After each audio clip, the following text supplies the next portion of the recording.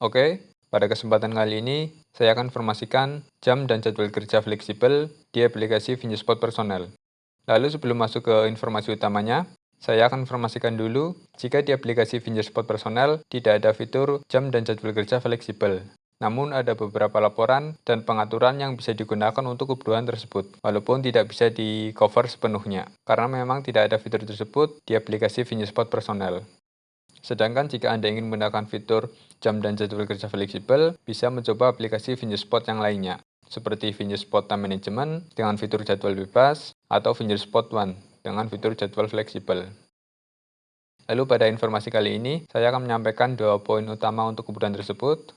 Yang pertama, untuk kebutuhan jam dan jadwal kerja fleksibel, bisa menggunakan laporan data mentah, atau bisa dibilang laporan data presensi asli dari setiap karyawan, yang tidak mengacu pada pengaturan jam kerja apapun, atau bisa dibilang bebas.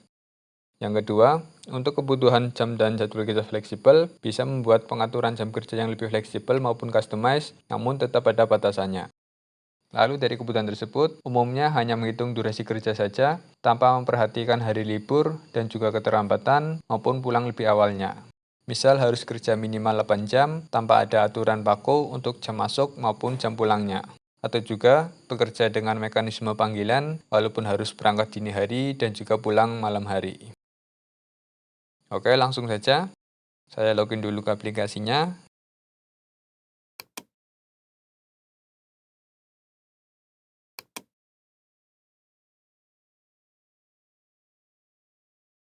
Lalu buka menu laporan. Tetapi jangan sampai lupa untuk download data presensinya dulu. Ini akan saya tampilkan dulu untuk data presensi yang sudah ada di aplikasinya. Lalu pilih dulu tanggal laporan yang dibutuhkan.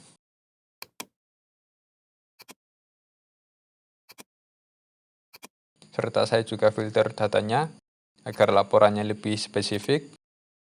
Seperti contoh ini, karena dalam sebuah perusahaan, biasanya yang menggunakan jam kerja serta jadwal kerja fleksibel hanya orang-orang tertentu saja. Seperti contoh ini, hanya departemen teknis saja yang menggunakan mekanisme seperti itu. Sedangkan untuk karyawan yang lain, menggunakan jam dan juga jadwal kerja seperti pada umumnya. Setelah itu klik tombol proses. Untuk yang pertama, akan saya tampilkan dulu laporan yang biasanya saya bilang laporan data mentah. Yang termasuk dalam laporan data mentah adalah laporan kartu scanlog dan juga laporan data scanlog. Pada kedua laporan tersebut tidak mengacu pada pengaturan jam kerja apapun dan juga tanpa adanya batasan untuk absen, mau absen pagi, siang, sore, malam, maupun hari libur. Jadi nantinya dari laporan tersebut bisa diekspor ke file Excel, lalu data dari file Excel tersebut lalu dihitung lagi menggunakan rumus atau mungkin perhitungan tertentu agar bisa menghasilkan laporan data presensi yang dibutuhkan. Seperti untuk menghitung durasi kerja, lembur, dan juga total masuk kerjanya.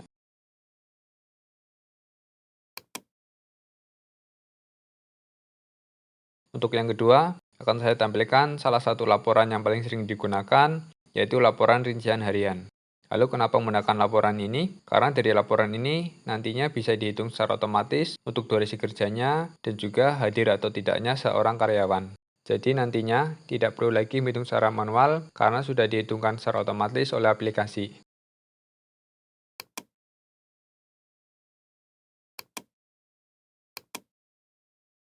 Oke, ini laporannya sudah tampil.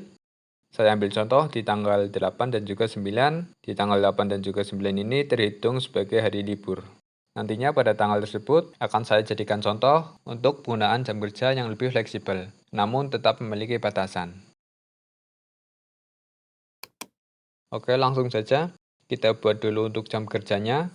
Silakan buka menu pengaturan, lalu pilih submenu jam kerja. Tetapi kebetulan saya sudah membuat jam kerjanya dengan nama fleksibel full dan juga fleksibel P1. Jadi akan saya tampilkan saja dan juga jelaskan untuk jam kerjanya. Lalu Anda juga bisa membuat jam kerjanya seperti yang akan saya informasikan maupun nantinya dimodifikasi lagi dan juga disesuaikan dengan kebutuhan. Yang pertama akan saya jelaskan jam kerja yang full fleksibel.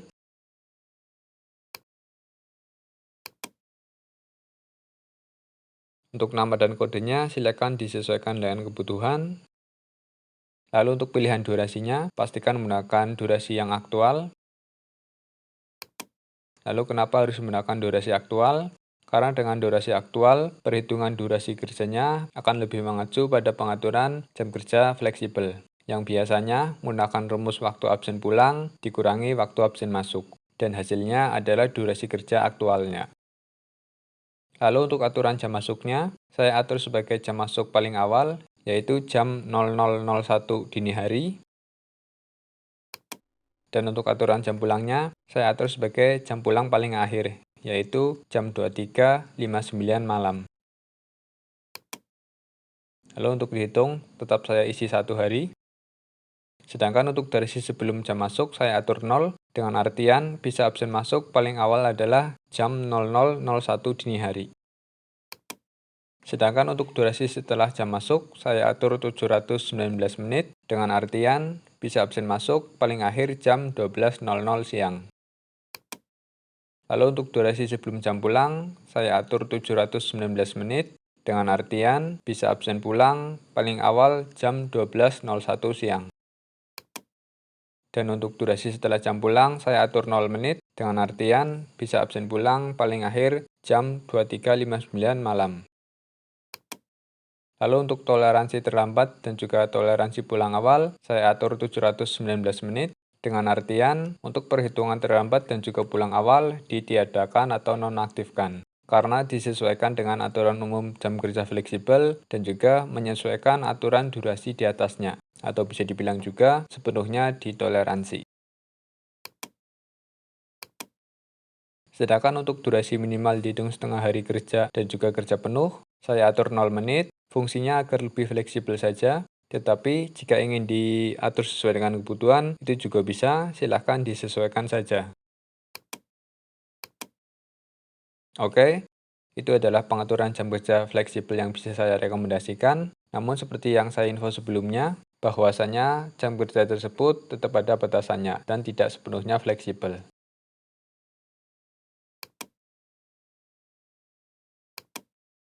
Lalu untuk jam kerja yang fleksibel P1, tidak saya informasikan lebih lanjut, karena secara aturan dasarnya kurang lebih sama, hanya saja jam kerja tersebut sudah mengacu dan menyesuaikan dengan pola absensi karyawan tertentu. Jadi untuk membuat sebuah jam kerja, jika sudah tahu pola absensinya atau juga data absen aslinya, akan lebih mudah dalam membuat aturan jam kerjanya. Setelah jam kerjanya selesai dibuat, selanjutnya saya akan mengatur jadwal kerjanya. Jadi untuk jadwal kerja fleksibel bisa menggunakan jadwal kerja normal maupun jadwal kerja auto. Namun yang saya rekomendasikan jika karyawannya sepenuhnya fleksibel, lebih baik menggunakan jadwal kerja yang auto. Untuk yang pertama, saya akan menggunakan jadwal kerja normal. Karena saya sudah membuat jadwalnya, jadi saya ubah aja.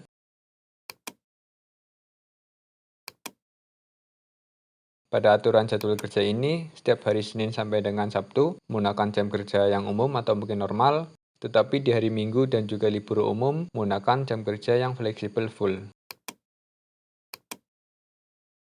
Tetapi jika karyawan yang bersangkutan di setiap harinya menggunakan jam kerja yang fleksibel, maka saran saya di hari Senin sampai dengan Sabtu menggunakan jam kerja yang fleksibel full juga. Lalu pada hari Minggu, kenapa saya centang libur dan juga ada jam kerjanya? Jika seperti itu, maka bisa diartikan jika karyawan tersebut tidak masuk kerja pada hari Minggu, maka di laporan data presensinya akan terhitung libur, tetapi jika masuk kerja, maka akan terhitung menggunakan jam kerja yang fleksibel full. Oke, seperti itu untuk penjelasan jadwal kerja normal. Selanjutnya, jadwal kerja auto.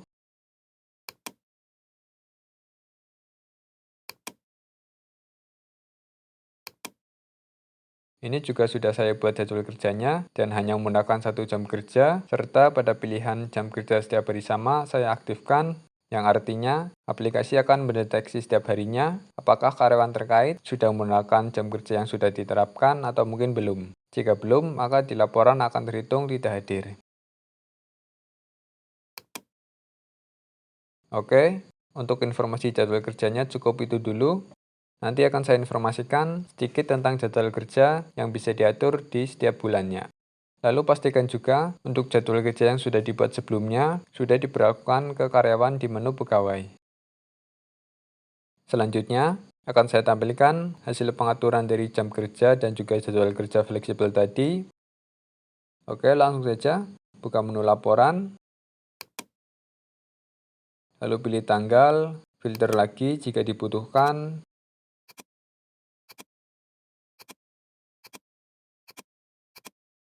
dan klik tombol proses.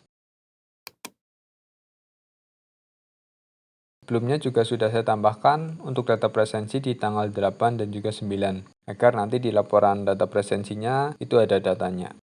Saya cek dulu di laporan kartu scanlog. Ini datanya sudah ada untuk tanggal 8 dan juga 9.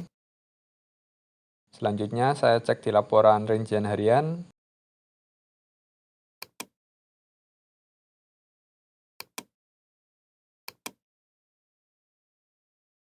Oke, pada tanggal 8 dan juga 9 sudah ada datanya, durasi kerjanya juga sudah tampil dan terhitung secara otomatis, serta aturan jam masuk dan pulangnya juga jadi lebih fleksibel walaupun tetap ada batasannya.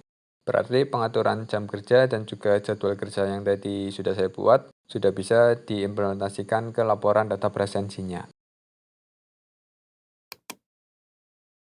Lalu selanjutnya saya akan menjelaskan sedikit tentang jadwal kerja per pegawai. Ini juga bisa menjadi alternatif jika hanya karyawan tertentu dan juga pada tanggal tertentu saja yang menggunakan jam kerja fleksibel. Namun tidak saya jelaskan secara detail, jadi silakan Anda simak dulu. Mungkin akan saya jelaskan lebih detail di waktu yang akan datang. Silakan buka menu pegawai, lalu pilih pegawai atau karyawannya, lalu pilih jadwal kerja per pegawai,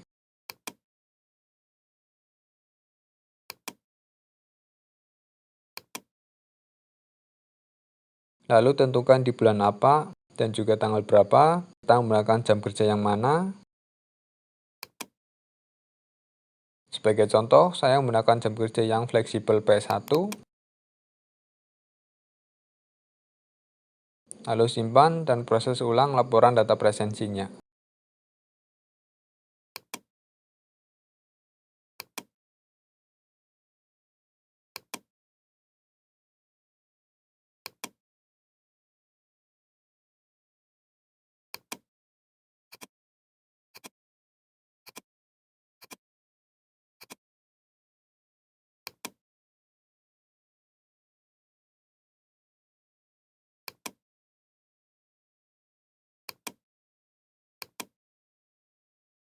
Ini sudah tampil datanya dan menggunakan jam kerja fleksibel P1, jadi nantinya bisa juga dipilih jam kerja yang lain. Silakan disesuaikan dengan kebutuhan. Selanjutnya akan saya tampilkan juga aturan jam kerja yang full fleksibel jika dalam bentuk laporan.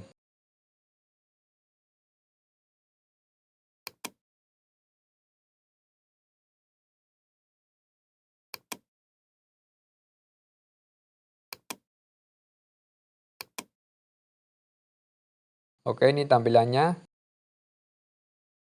Mulai bisa absen masuk jam 00.01,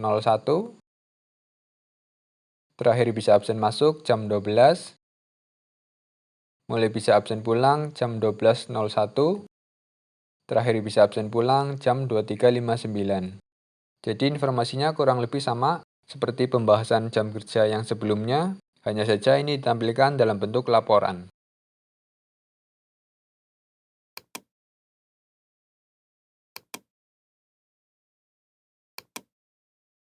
Oke, cukup sekian informasi saya kali ini. Terima kasih.